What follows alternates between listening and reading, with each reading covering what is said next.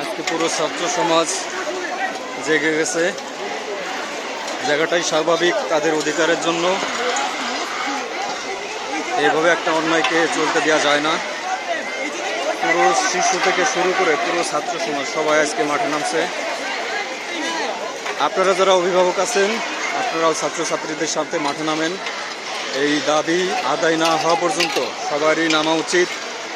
কারণ আজকে আমাদের সাথে করতেছে, কালকে আর আপনার সাথে করবে। আর এখন ঘরে বসে থাকার সময় নাই। সাধারণ শিক্ষার্থীর সাথে আপনারাও পাশে থাকুন। এইভাবে একটা শিক্ষা ব্যবস্থা চলতে দেওয়া যায় না।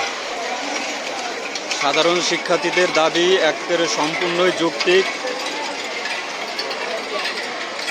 আজকে কেউ বসে নাই, যে যেমনে পারতেছে সবাই মাঠে নামছে। সবার নামা উচিত। আমাদের এই সোনার টুকরো দেশটাকে সবাই রক্ষা করতে এগিয়ে আসুন।